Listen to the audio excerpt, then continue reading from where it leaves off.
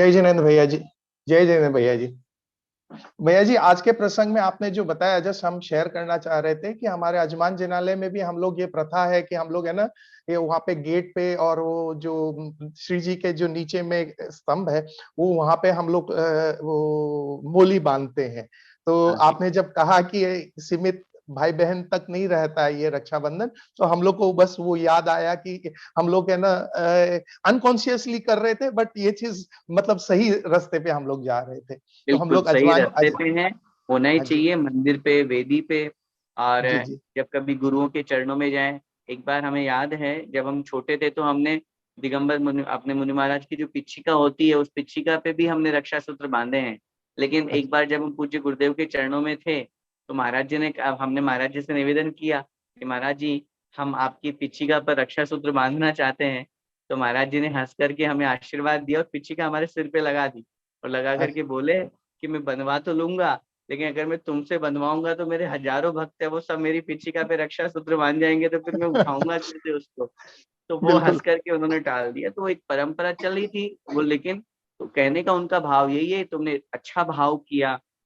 अपन सब अच्छा भाव करते हैं। आज जैसे दिगंबर मुनि महाराजों के ऊपर भी कहीं पर कोई प्रसंग आता है, कहीं पर भी आता है, चाहे गवर्नमेंट की तरफ से आता है या कहीं पर भी आता है, उनको नग्न विहार करने पर रोक में, या खुले में शौच करने में रोक में, क्योंकि अब उनके मूल गुण है, उस रूप में उनको रहना है। तो उसमें हम समाज का ही कर्तव्य। अभी बीच में समाधि मरण के प्रसंग पे जब बहुत ज्यादा संथारा के ऊपर जो आंदोलन चला, अभी भी अपना सम्मेद शिखर के ऊपर मैं बहुत बहुत खुश होना चाहिए इस मामले में कि सम्मेद शिखर के ऊपर जो एक तीर्थ की रक्षा का जो अपन ने अभियान उठाया था, भले ठीक है हम उसको स्टे लगवा करके आए, या वो चीज पूरी जितनी कामयाब हमको 100% मिलना ही चाहिए थी उतनी नहीं मिली, लेकिन मैं कहता हूँ कि 50-60% जितनी मिली, वो भी हम सब लोगों ने मिलकर के जो प्रयास किया, जो कोशिश करी, उसके माध्यम से ही मिली है। तो तीर्थ की रक्षा करना ये हम लोगों का कर्तव्य है। धर्म की रक्षा करना, संस्कृति की रक्षा करना, गुरुओं की रक्षा करना, ये हम लोगों का कर्तव्य है। तो रक्षा का ही पर्व है, रक्षा बंधन पर्व है, वात्सल्य का पर्व है। तो हम सबको बहुत व्यापक दृष्टि से इन सबको मनाना चाहिए।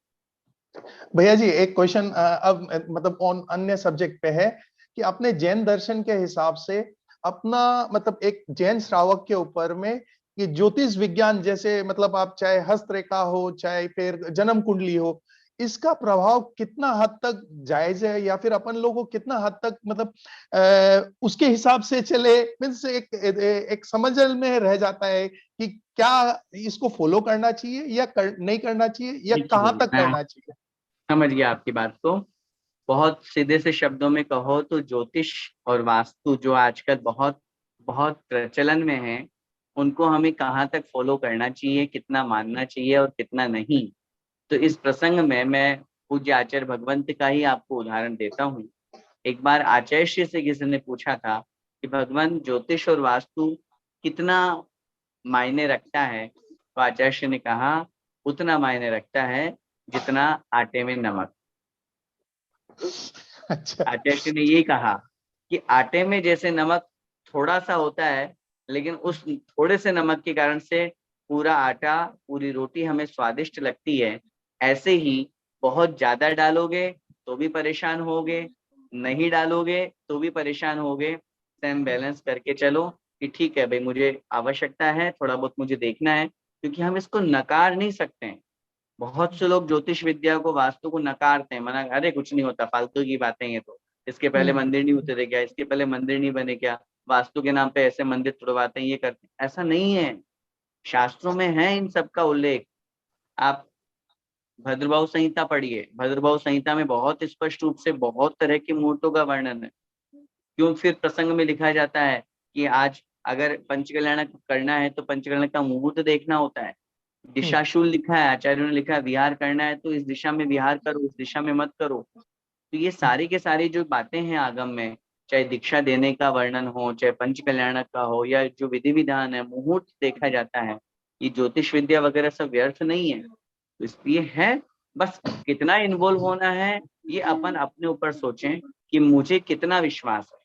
जैसा कि मैंने बताया कि बहुत ज्यादा इन्वॉल्व हो गए, अब आप तो खाना खाने बैठो और उस समय कभी भी है, सामान्य रूप से डेली रूटीन में आपकी जहाँ डाइनिंग टेबल लगी हुई तो वो बहुत अच्छी बात है, लेकिन अब रोज रोज ही सोचो, अरे जहां भी कहीं बाहर जाओ अरे इस दिशा में मुंह करके खाऊंगा तो मेरा पेट गड़बड़ हो जाएगा, तो फिर वो नहीं खाओगे तो भी पेट गड़बड़ हो जाएगा।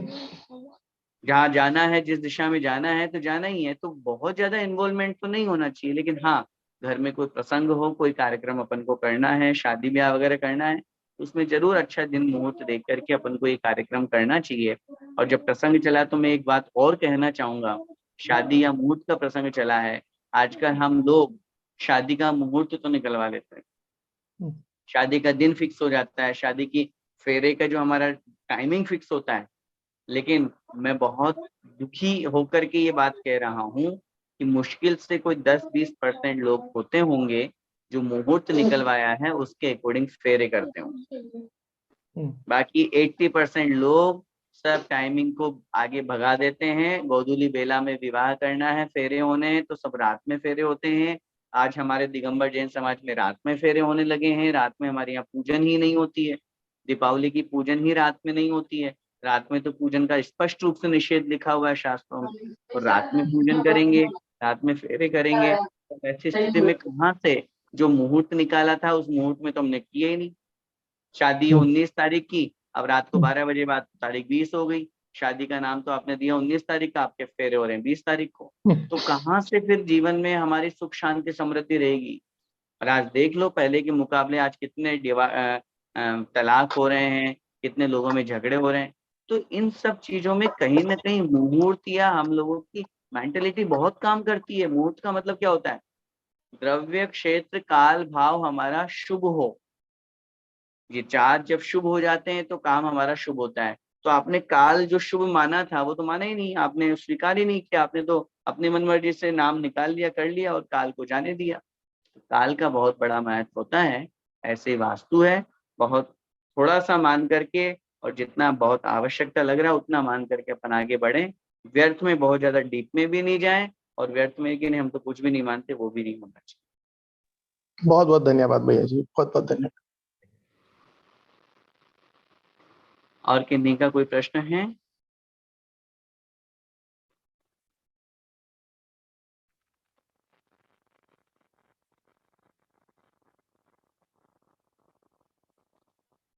जी, अश्मिता जी पाटिल। जय जिनेंद्र भैया जी।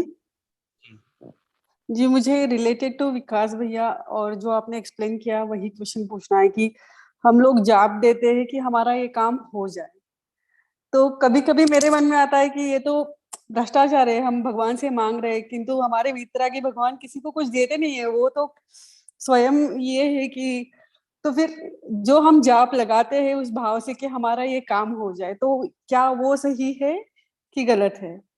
देखिए, जो हम ये संकल्प लेते हैं कि भगवान हमारा ये काम हो जाए, दो बातें इसमें समझना। अगर हमें कोई विकल्प है, और विकल्प जिसको हम दुख बोलते हैं, परेशानी बोलते हैं, विकल्प बोलते हैं, अगर वो कोई बात है, तब तो उसके लिए हमें भगवान से प्रार्थना करने में कोई आपत्ति नहीं। क्योंकि भगवान से जब हम प्रार्थना करते हैं तो सबसे पहला ही शब्द आता है भगवान दुखक हो, कम्मक हो, बोइलाओ सुबह गमड़म, सबसे पहला दुखक हो, भगवान मेरे दुखों का क्षय हो, भगवान मैं जाप कर रहा हूँ, भगवान मैं पूजन कर रहा हूँ, मेरा ये विकल्प दूर होना चाहिए। तो विकल्प, दुख, इन सब से दूर होने के लिए भगवान से प्रार्थना करने में, जाप करने में, ध्यान करने में, पूजा पाठ विधान करने में कोई आपत्ति नहीं। लेकिन सुख शांति समृद्धि के साथ कोई सांसारिक वैभव की इच्छा हो, उसके लिए अगर हम कोई क्रिया कर रहे हैं, तो फिर उसे हमारे यहाँ शास्त्रों में निकांक्षित अंग में दोष लगना बता दिया कि धर्म करते हुए सांसारिक भोगों की इच्छा नहीं करना, धर्म करते हुए दुखों से दूर होने की प्रार्थना की जा सकती है। जयोदय महाकाव्य में आचार्य भगवान ज्ञान सागर महाराज ने जब सुलोचना और जयकुमार का प्रसंग लिखा, तो वहां उन्होंने कहा, जब जयकुमार युद्ध भूमि में गए, सेनापति थे वो, तो उन्होंने प्रतिदिन भगवान से प्रार्थना करी, भगवान विजय प्राप्त करके मेरे पतिदेव, मेरे स्वामी सकुशल वापस लौटे। तो अब इसमें उन्होंने कोई भावना गलत नहीं करी है, क्या आपत्ति है? अपने पति के, अपने परिवार के निर्विकल्प होकर के वापस लौटने में, प्रार्थना करने में आपत्ति क्या है? तो इसलिए इसमें कोई आपत्ति नहीं है, कोई दोष नहीं है, लेकिन वही सांसारिक भोग वांछा अपन को नहीं करनी है। बाकी दुख खो करने में कोई आपत्ति नहीं है, करना ही चाहिए। बड़े बड़े मुनि महाराज, बड़े बड़े साधक, सब श्रावकों के लिए कहा ही गया है ना।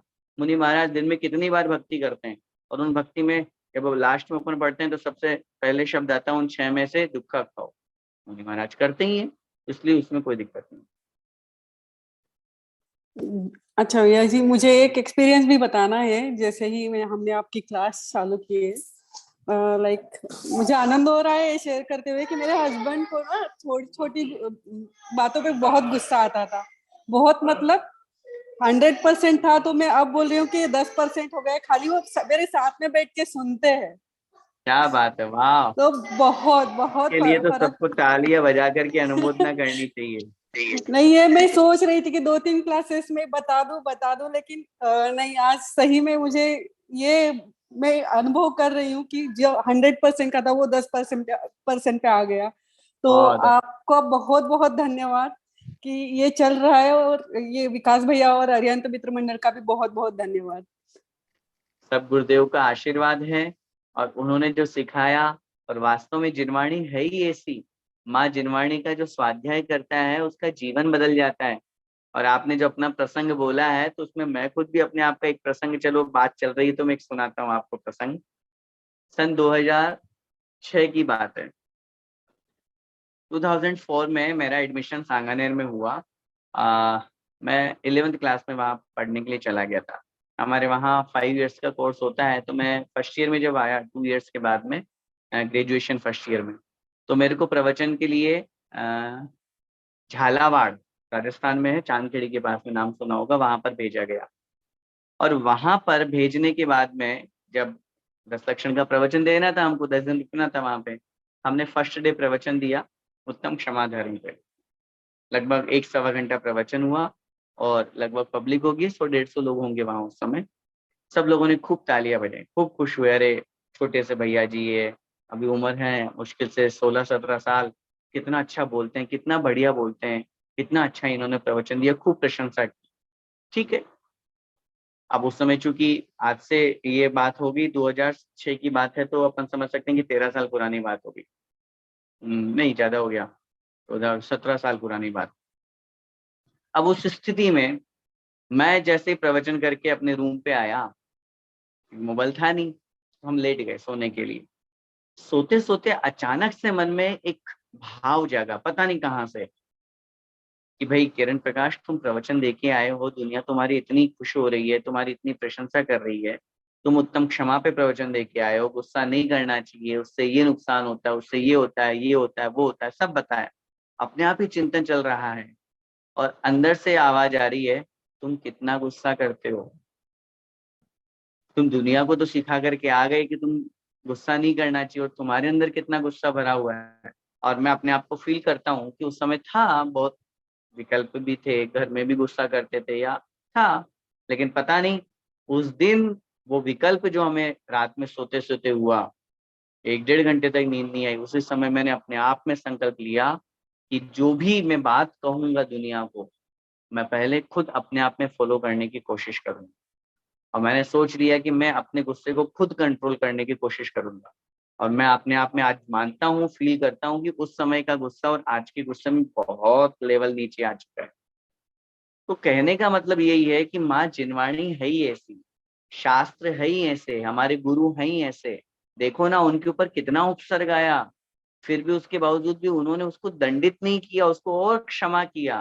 क्षमा करने से सामने वाले का हृदय परिवर्तन होता है, दंड देने से कभी हृदय परिवर्तन नहीं होता।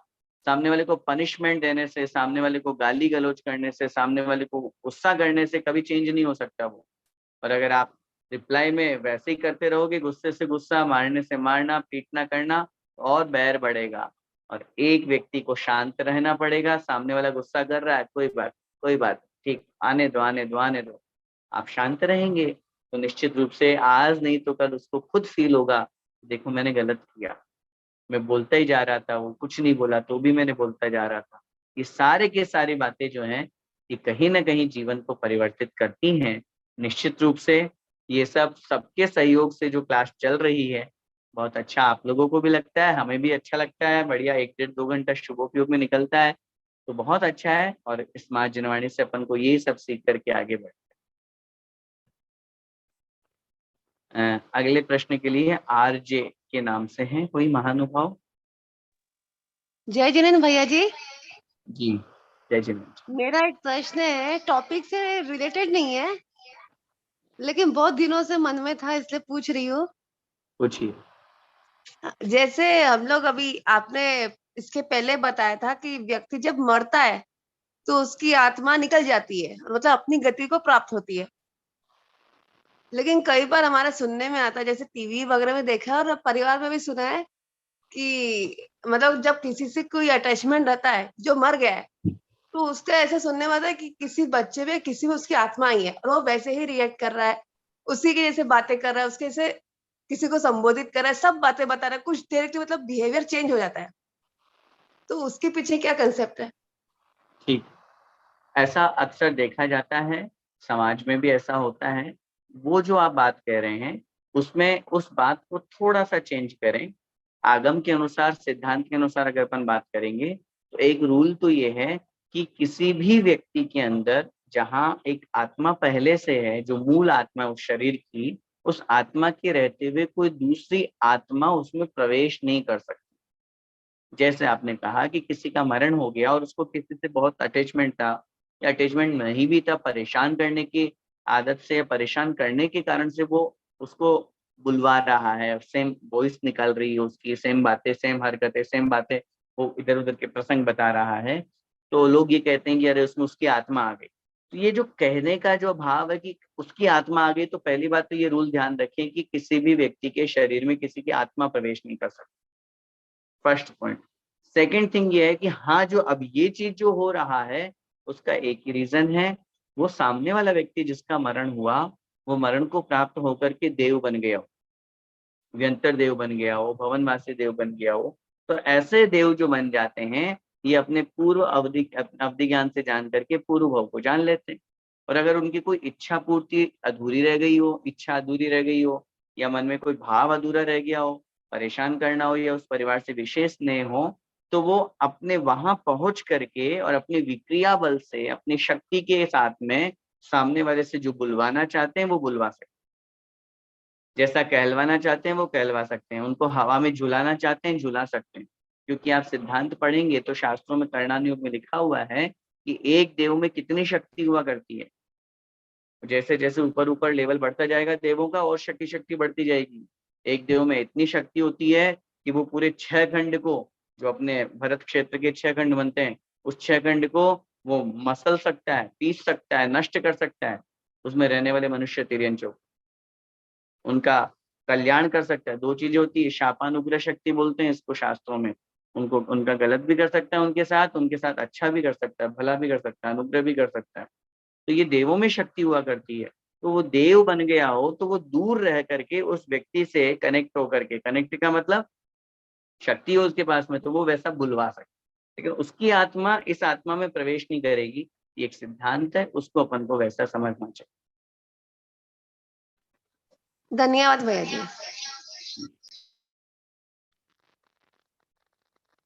और कहने का कोई प्रश्न?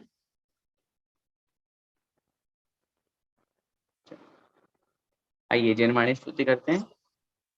जावाणी के ज्ञान ते सूझे लोकालो, सोवाणी मस्तक नमु सदा देते हूँ धो।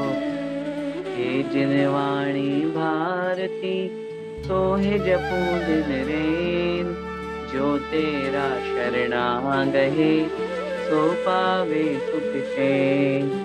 देव भजो अरिहंत को गुरु सेवा निर्ग्रंथ, दया धर्म पालो सदा यही मोक्ष का पंथ। नौबार नमः।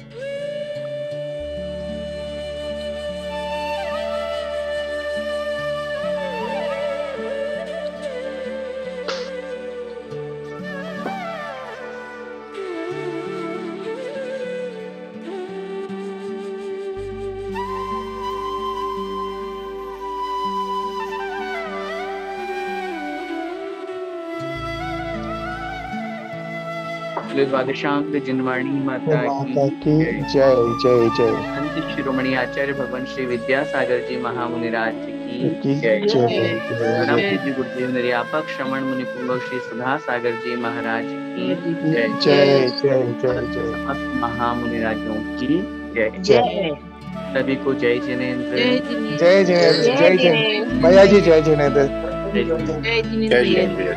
जय जय